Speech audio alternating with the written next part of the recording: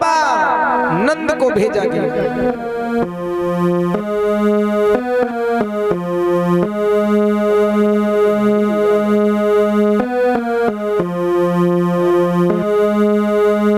बाबा नंद ने जब पत्र को पढ़ा,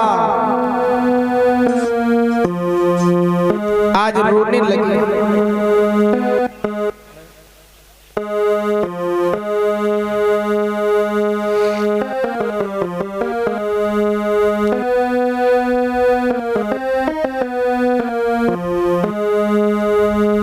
बाबा नंद रो रहे हैं, तब तक मैया यशोदा आ गई। कहो बाबा क्या हुआ? उसी समय मैया यशोदा से बाबा नंद ने कहा, प्राण प्रिय, जिसके पीछे हमने गोकुल त्याग करके वृंदावन वास किया, मेरे बेटों के मौत के दावेदार ने मेरा पीछा नहीं छोड़ा। एक छपरिया कमल के फूल मंगाए हैं और साफ लिखा है, अगर एक छपरिया कमल के फूल नहीं आए तो सबको उठा के जेल में डाल देगा। थोड़ा शांति बनाए रखें।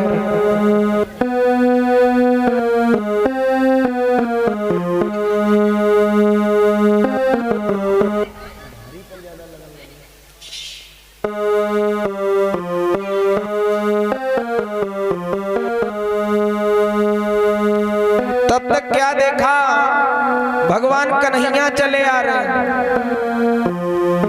माँ को रोते देखा, पिता को रोते देखा। भगवान की भावनाएं समझ गई, घर में माता पिता दुखी क्यों है।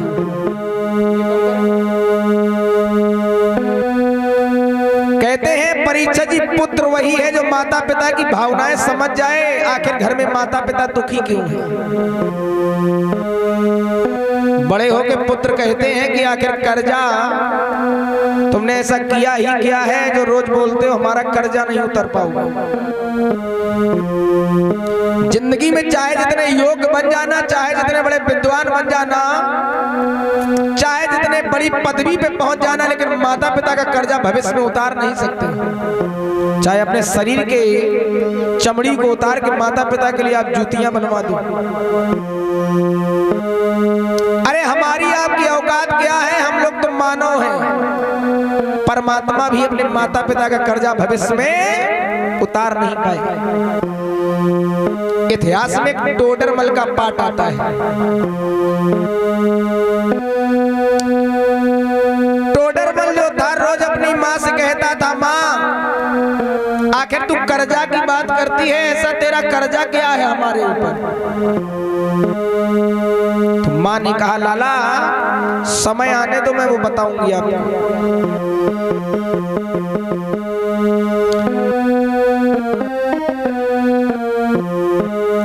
एक दिन की बात है,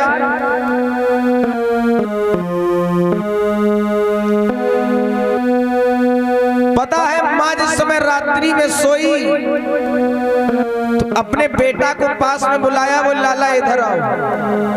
तुम रोज कहते थे कर्जा कर्जा, आखिर कर्जा क्या है, हमारे बराबर में चारपाई को डालो।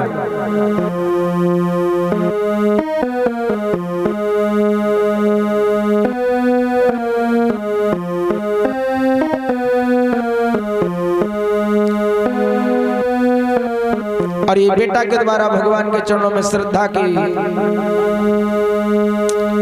मुद्राएं भेंट है। कन्हैया दीर्घायु की कामना, गोविंद बेटा पे कृपा बनाए रखें। व्यासपीठ से आशीर्वाद की कामना।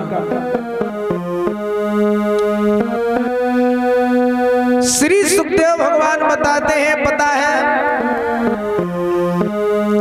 एक दिन माँ ने, टोडरमल की माँ ने कहा, बेटा मेरे साथ शयन कक्ष में जब शाम को हम सोए तो हमारे साथ लेट के देख ले। बराबर में परीक्षित जी चारपाई डाली गई। किसकी किसकी? टोडरमल और उसकी माँ की। पहली नींद आना प्रारंभ हुई, माँ ने आवाज लगाई, लाला एक गिलास पानी लाना। पहली बार तो उठे छाती को तान के, क्योंकि माँ का कर्जा उतारना था। गए और जल को लाई। माँ ने आधा पानी पिया, परीक्षित जी आधा पानी बिस्तर में फैला दिया। माँ ने कहा, टोडरमल ने कहा, अरे माँ तू पागल हो गई, गीले बिस्तर में नींद कैसे आएगी? माँ ने कहा, लाला बुढ़ापा है, गलतियां तो हो ही जाती हैं। अब गीले बिस्तर में नींद कैसे आए बताओ? कुछ समय बाद नींद आना प्रारंभ हुई तो माँ ने दूसरी बार आवाज लगाई, लाला एक गिलास पानी लाना। गुस्सा तो बहुत आया क्योंकि नींद में जगाया। उठे और पानी लाए। माँ ने आधा पानी पिया और आधा बिस्तर में फैला दिया।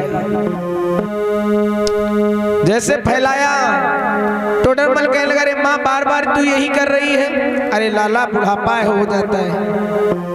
गीले बिस्तर में परीक्षा जी टोडरमल को नींद कैसे आई? सुबह का 3 बज रहा है। माँ ने आवाज लगाई जब नींद आना प्रारंभ हुई, लाला एक गिलास पानी लाना। गुस्सा में उठा, रे माँ एक बात बता, आज क्या तू खरी खा के सोई थी, पूरी रात पानी मांगती रही? माँ ने कान को पकड़ के 2 थप्पड़ लगाए। 2 गिलास तू पानी देने में तेरा ये हाल हो गया, मेरे कर्जा उतारने की बात कर रहा है।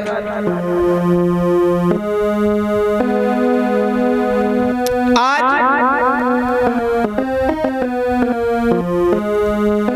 माँ ने रो के कहा, पता है अपना बचपन याद कर, तब तू इस तरफ पेशाब कर देता था, मैं तुझे इस तरफ लिटा लेते थे। इस तरफ भी जब तू पेशाब कर देता था, मैं स्वयं गीले में सो जाती थी, तुझे छाती में लगा के सुलाती थी।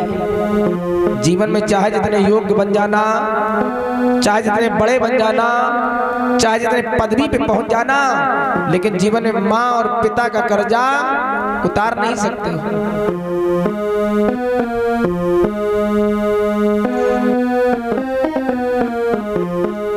परीक्षा जी, प्रत्येक माता पिता अपने जीवन में बहुत संघर्ष करते हैं। आज जब बड़े हो गए वही बेटा या बेटियां कहते हैं, तुमने आखिर किया ही क्या है पूरे जीवन? कुछ नहीं किया। तो कष्ट बहुत होता है। अपने जब बदलते हैं ना मेरे भैया, कि गैरों से गिला क्या करें, और जब अपने बदल गए